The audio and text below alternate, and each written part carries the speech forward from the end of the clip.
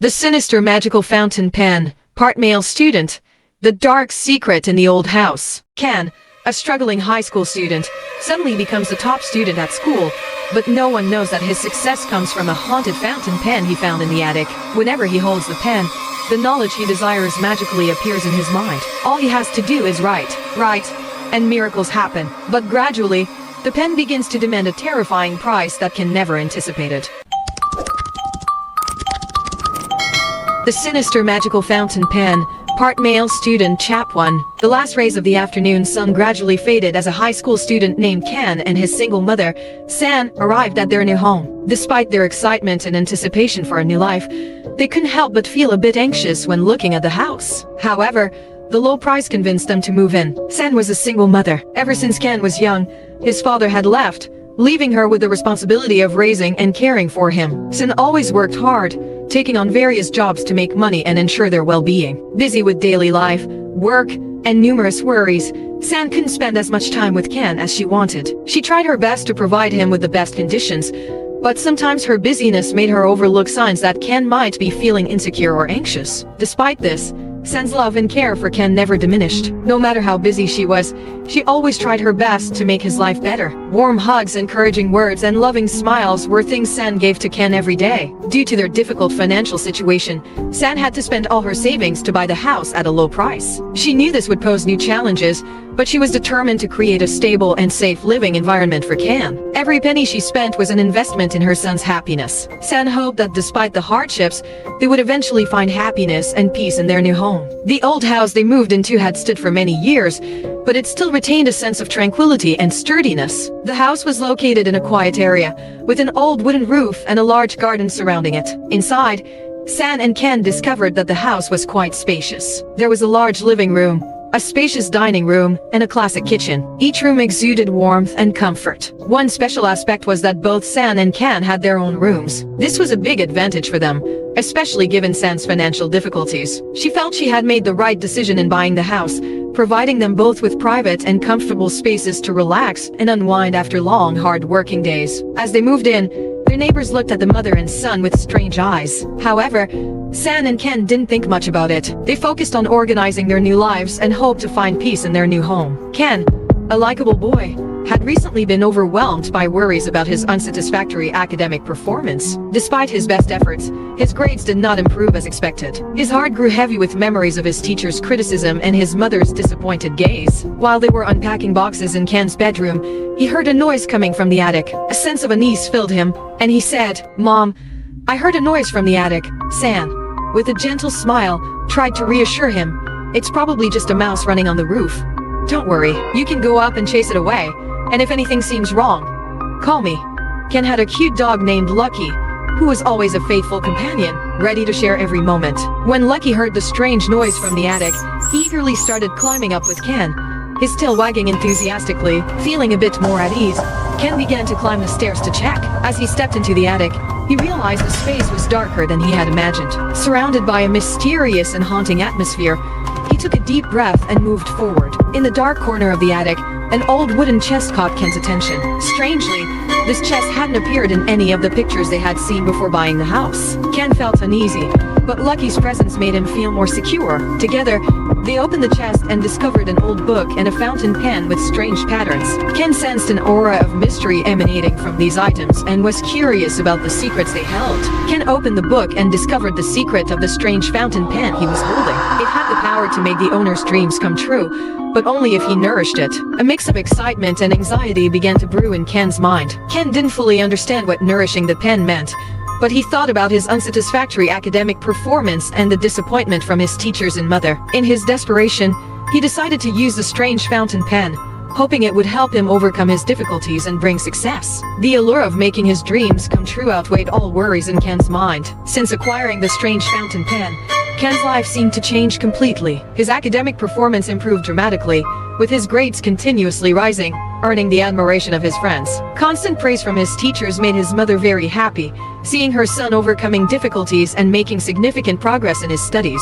However, the most special thing wasn't Canh's academic performance but how he achieved it. Canh no longer needed to study hard or immerse himself in books. Instead, when he held the strange fountain pen, The knowledge he desired and creative ideas would suddenly appear in his mind, everything becoming very clear. He just needed to write. Writing, and miracles would happen. His sentences became sharp, his ideas deep and clear. Canh had become an outstanding student, a rare talent in his school.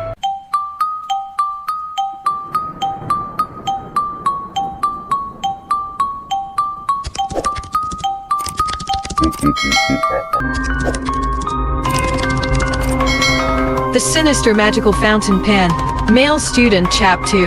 At first, Canh felt happy and excited with the magical fountain pen. It brought him remarkable achievements, helping him reach the peak of success in academics and creativity. But then, he realized something strange. The pen didn't need ink. It required something else, blood. One day, while holding the pen and doing his homework, a strange voice echoed in his mind. "I need blood to write." The blood of animals or people you love. Canh began to understand that the fountain pen was not an ordinary tool. It demanded a different kind of energy, a dark and ominous energy. It required blood, the blood of those he loved. A sense of horror and unease spread through Chen's mind as he realized this truth. His dependence on the pen gradually turned into fear. Every time he held it, he had to face a difficult decision.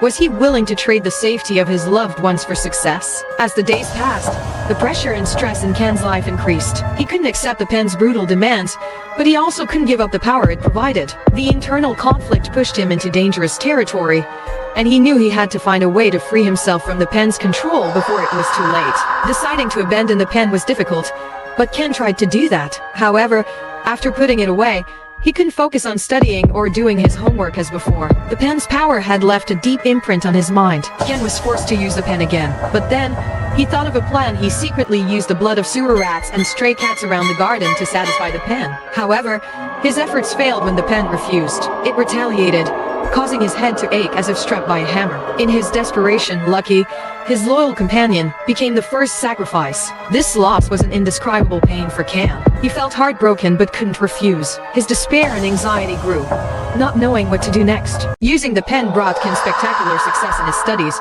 but it came at a very high cost.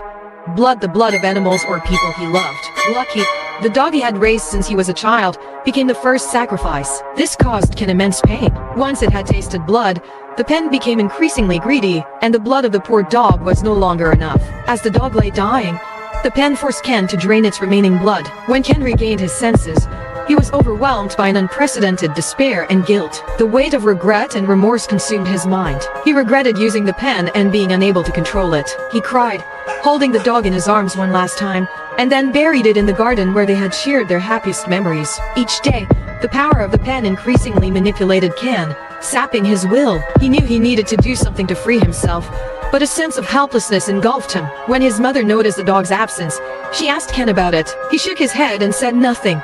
Unable to share the heartbreaking truth, she assumed the dog had gotten lost, posting flyers in search of it, unaware that Lucky was buried in the garden of their house. The pen demanded more blood, pushing Canh into desperation and guilt. The pen's demands and pressure caused him increasing pain and despair. Canh wanted to stop, but something felt wrong. The pen's power seemed to control him. Each time he held the pen, he felt a strange force coursing through his body, making him more dependent on it. Canh began to realize that the happiness and success the pen brought were not real. It was a kind of witchcraft, a trap into which he had fallen. However, the more he tried to let go, the harder it became to escape the pen's grip. Fear and anxiety about his future grew, but he knew he had to find a way to overcome it before it was too late. But before Canh could do anything, the pen's strange power not only changed his academic performance but also altered his personality and mind. Day by day, he became more sullen and unpredictable, growing distant from those around him. His eyes became cold and distant, no longer reflecting the warmth and innocence they once did. Chen's mood frequently swung between loneliness, confusion, and tension. He was no longer himself, but a replica shaped by the pen's manipulation. Those around him began to feel alienated and worried about his personality change, but he couldn't explain it to them, unable to reveal the pen's imposing and sinister power. Hoa, Chen's close friend, also noticed his change. She wanted to talk to him, but Canh kept avoiding her, making her very sad. After many attempts, Hoa didn't know what to do. In the darkness and solitude, Canh was engulfed in unhappiness and despair. He knew he needed to find a way to break free from the pen's control, but in his current mental state, he didn't know where to start. This transformation not only affected Chen's life, but also caused a sense of anxiety and tension throughout the surrounding community. San felt her son becoming increasingly strange, growing more sullen and withdrawn. She felt uneasy and fearful about Chen's future, often wanting to talk to him, but he always avoided her. San worried but didn't know what to do.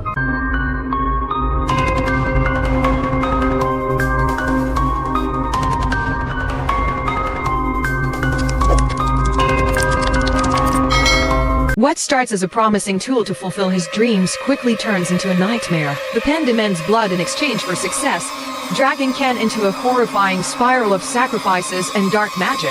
Will Canh find a way to break free, or is he doomed to be consumed by the darkness?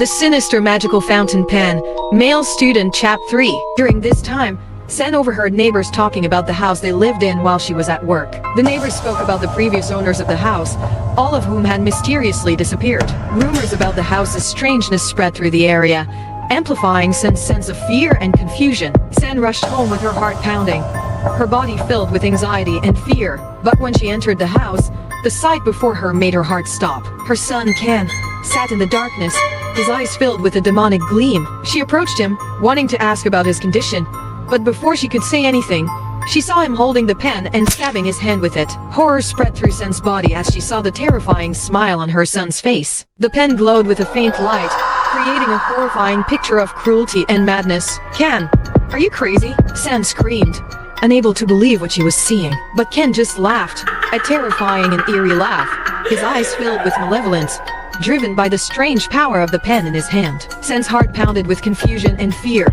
She couldn't understand what was happening to her son and felt powerless. Before she could say anything else, she suddenly saw her son smile wickedly, raising the pen. In that moment, she felt herself losing consciousness and fainted on the spot. A few days later, Hoa, worried about Canh not attending school for several days, decided to visit him. When she reached his address, she knocked, but no one answered. She was about to leave when the door suddenly opened before her. She stepped inside with worry and curiosity, unsure of what she would encounter. Inside, the eerie silence and darkness made her feel uneasy. She called out for her friend, but no sound answered. Just then, she heard a strange noise from the attic, causing her to feel both terrified and curious. She climbed up, each step increasing her anxiety. In the dark attic, she moved towards the window, intending to open it for some light. However, she discovered that the window wouldn't budge, making the space even gloomier. Standing in the attic, she looked out into the garden and was shocked to see a hole that someone had dug. On the ground were red streaks like dried blood,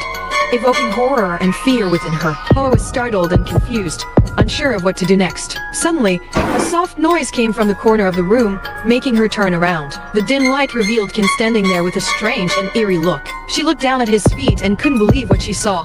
Two corpses drained of blood, lying cold and lifeless. A terrifying sensation ran down her spine, something she had never experienced before. She couldn't move, her body paralyzed with fear and helplessness. The two bodies at Can's feet were the most horrifying sight she had ever seen. Their skin was withered, creating a deathly and gloomy appearance. Their eyes were cloudy, like two dark clouds without sight. Inside, their bodies were emaciated and decaying, like something out of a horror movie. Dried blood had clotted on their skin, evoking a ghastly sense of death and gloom. All the signs of death made the space even more terrifying and haunting, spreading a sense of horror in the dark room. Hoa realized that the corpses were Can's mother and Lucky, the dog he had once proudly shown her. At this moment, Can's eyes were full of cruelty and malice, making her feel as if she were facing a dark and inescapable force. Her heart pounded in her chest, her breathing quickened. She couldn't believe the presence of the corpses and Can's horrific actions. She tried to speak, but no sound came out. She could only stand there, staring at the terrifying scene before her. As Canh grinned wickedly, Hoa began to realize the horrifying truth. The person before her was not Canh. It was a terrifying entity, an evil spirit lurking within his body. Fear and despair spread through her body, making her scream. But as she screamed and tried to escape the haunted house, Canh suddenly moved swiftly and stood at the door, holding the pen up towards her. She couldn't believe what was happening, but the truth before her was undeniable. "You came just in time." Can's voice turned vicious and sinister. "I was just looking for you." Hoa's mind became foggy, feeling like she was sinking into a nightmare. She saw the pen in Can's hand glowing with a cold and eerie light, making her heart pound in her chest, feeling trapped in a dark pit of despair. She couldn't move, her body paralyzed with fear and helplessness. Watching as Canh approached her with the pen, and the last bit of light in the attic flickered out, leaving an atmosphere of gloom and horror.